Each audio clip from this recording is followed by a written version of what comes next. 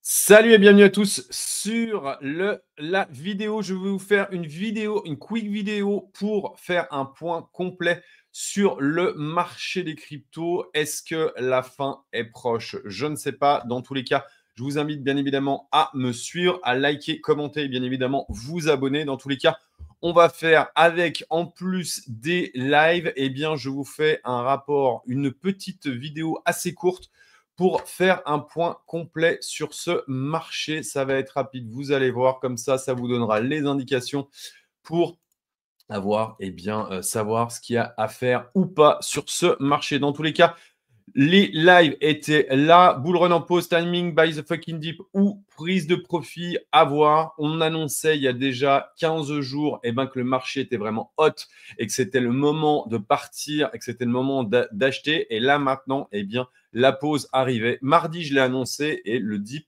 la baisse est arrivée là aujourd'hui. Dans tous les cas, je vous invite également à me suivre sur mon feed Twitter sur lequel vous pouvez me retrouver, que ce soit sur mon feed Twitter ou chez Sophisticated Trader, sur lequel je partage la figure avec tous les amis et toute la team de ST. Bien évidemment, oui, ça fait un peu peur, mais le fait est qu'on a quand même, il y a du grain à moudre aujourd'hui pour la bonne et simple raison, c'est que, on a quand même des graphes qui nous disent que tout était en surchauffe. Et j'ai envie de vous dire, oui, tout était clairement en surchauffe. Allez, c'est parti, on passe direct sur le Bitcoin. Donc le Bitcoin, je l'annonçais, je me mets en petit, je l'annonçais. On a fait il y a une résistance sur cette trendline, on en a parlé. J'avais dit que potentiellement on pouvait rester clampé pendant un petit moment en fait dans cette zone entre le 67 de RSI et le 70. C'est exactement ce qui est en train de se passer. On est en échelle, en time frame, on est en hebdomadaire, donc une bougie est une semaine. Et le fait est que on est là, on est bloqué dessous. J'ai également annoncé ça. C'est quoi? Eh bien, c'est le Bitcoin CME. Le CME nous avait fait un gap ici, d'accord? C'est exactement la même chose que le gap là, que je vais vous partager là. J'ai tellement bien préparé cette vidéo. Voilà, nickel. Je ne l'avais pas fait assez grand, le coquin. Donc, il y a un joli gap ici, vous pouvez le voir. Tac, donc c'est un trou entre la fermeture le vendredi et l'ouverture du marché le lundi matin. Sur le Bitcoin CME, sur les institutionnels, ils sont fermés le week-end. Chance à eux. Le fait est que potentiellement, on a quelque chose qui...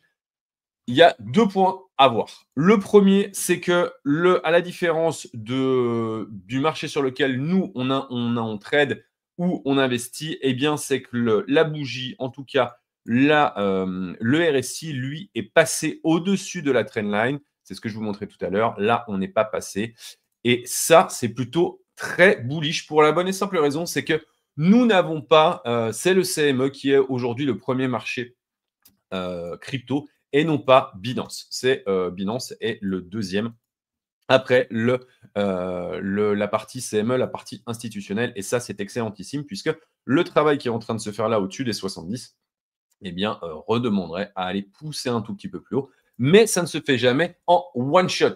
Généralement, on le fait toujours en plusieurs parties. Je vous le montre. Hop, je vous le repasse en journalier, le graphe en journalier. Montré la dernière fois que l'on a fait un petit gap. Tout le monde pensait qu'on allait aller le combler aux alentours des 92 000. On n'y a pas été et on est reparti. Eh bien, le timing était clair. Donc, il y a eu 14 jours avant le push. J'ai dit, OK, pourquoi pas? On a exactement la même configuration. Le point le plus bas, le point le plus bas. On a le push, on a le push, on a le gap CME qui se met en place, on a le gap CME qui se met en place.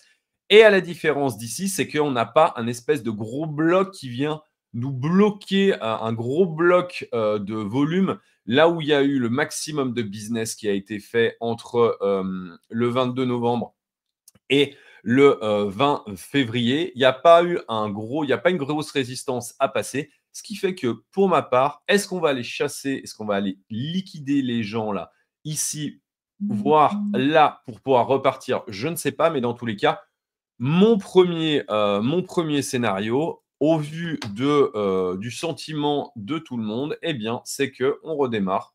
Voilà, 14 jours après, ce qui nous donnerait le 25 juillet. Ça, c'est un scénario. Si clairement on ne passe pas, on passe à côté, eh bien, on enlèvera ça et puis, eh bien, on verra ce qui pourrait se passer. Dans tous les cas, je pense, moi, en tout cas, c'est le play que je joue. Je suis toujours long dessus. Je ne parie pas à la baisse pour le moment sur le marché des cryptos. En tout cas, pour le moment, vous savez que j'avais encadré ici quelques shorts. Mais là, pour le moment, pour moi, ça reste bullish. Pourquoi? Parce que le sentiment reste assez mitigé et il y a beaucoup de gens qui parient qu'on va aller retester les 112 000 $. Au niveau liquidité, il y a deux zones de liquidité. Une à 115 000 $, voilà, aux alentours des 115 000 $, et un autre aux alentours des 121 122 000 $. Donc, pas grand-chose à aller se mettre sous la dent. Le Fear and Greed Index, toujours perché à 70, mais il n'y a pas d'extrême fear. Et on voit le sentiment de marché qui commence un petit peu à bouger par rapport à tout ce que je vois sur Twitter et d'autres réseaux, où les gens commencent à se poser un petit peu la question en se disant « Ah, peut-être qu'en fait, les 123 000 et quelques ont fait le top de marché et en fait, on va redescendre. » J'ai vu quand même des chiffres passer, descendre à 92 000 $. Moi, j'y crois absolument pas. Donc, il n'y a pas de raison que ça se passe mal. Dans tous les cas, j'avais partagé ça également. Ça, c'est quoi? C'est la Bitcoin dominance. La Bitcoin dominance, elle nous avait fait le 2 décembre une belle baisse. Et derrière, on était reparti. Eh bien, je pense qu'on est en train exactement de nous faire la même chose. Pour la bonne et simple raison, c'est que la MA200 fait support. Et là, elle fait encore plus support puisque là, on ne l'avait pas clôturé au niveau pile dessus. Et bien là, en hebdomadaire, on vient pile touch la MA. On l'a clairement, on est venu prendre appui dessus et pour repartir. Le fait est que on pourrait redémarrer là. Ce serait un range de Bitcoin qui reprendra un petit peu le lead pour pouvoir pousser. Moi, je pense que on va range encore et puis partir. La dominance va augmenter et puis on repartira dans un petit range pour Bitcoin. On repartira, on accélérera. Petit range pour Bitcoin qui laissera la place aux alts à ce moment-là. Mais dans tous les cas, la petite pause pour les alts et c'est plutôt pas mal. Ethereum, pareil. J'avais proposé ça également la même chose. J'avais dit ici, il y a un bloc à passer. On l'a passé. On est venu retester les 2533 que moi, j'avais initialement inscrit. Je l'avais mis. J'avais mis ça. J'avais mis message. Donc, zone haut de gap ETF et zone de vente. Très clairement, c'est exactement ce que l'on a fait. Et pour le moment, je reste profondément bullish sur Ether malgré un RSI qui, ma foi, a touché sa résistance. La résistance qui est là bloquée le 10 mai, là, ça a été à peu près pareil. Si on vient dégraisser ici, faire redescendre le RSI en daily et qu'on fait un flat là au niveau prix, c'est exactement mon scénario pour enfin un break de résistance de cette fameuse résistance des 4100 $ et peut-être enfin arriver à aller retester cet ATH pour aller faire des plus hauts. Là, j'ai proposé ça également. J'en avais parlé mardi. Mardi, j'avais dit attention les gars, on arrive sur la zone où ça commence un petit peu à burn au niveau des altcoins. Et bien très clairement, ça n'a pas duré longtemps. Clairement, les altcoins ont pris une douille. C'est pas magistral, mais c'était le moment de se poser un petit peu, de calmer, d'aller liquider toute la partie des gènes qui étaient rentrés un petit peu tardivement en mode FOMO. C'est clairement une excellente nouvelle. Donc, on est clairement sur voilà, moi, c'est ce que j'avais dit, c'est que la halte saison serait à ce niveau-là, au niveau du total market cap 3.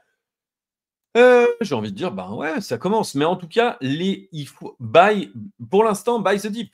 Voilà, on est sur des buy the dip. Il y avait des profits à prendre. Oui, c'est ce que je vous ai partagé. Là, c'est ce que je vous ai partagé ici. Est-ce que acheter le dip ou prendre des profits? Les deux étaient à faire. Il y avait à prendre des profits et derrière à recharger positivement sur la partie dip.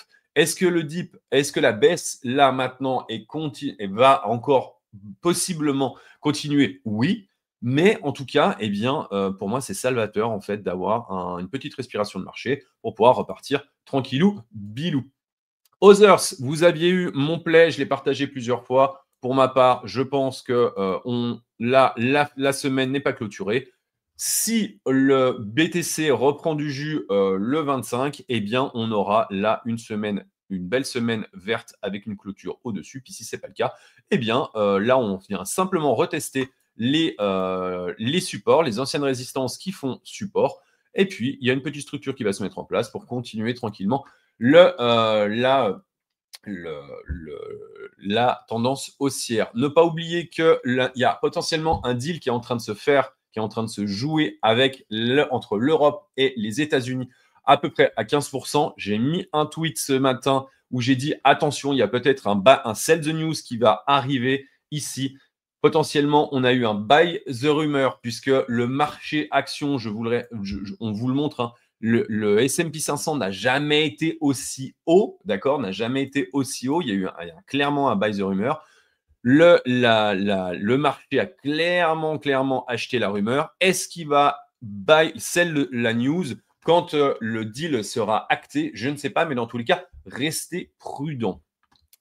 J'espère en tout cas que cette vidéo vous a plu. Ça a été vraiment un quick check et j'espère. Mettez en commentaire si vous avez des questions. Je viendrai y répondre avec grand plaisir. Et dans tous les cas, je vous invite à nous retrouver et à me retrouver sur les lives et sur les vidéos et bien évidemment sur la chaîne. À tout bientôt.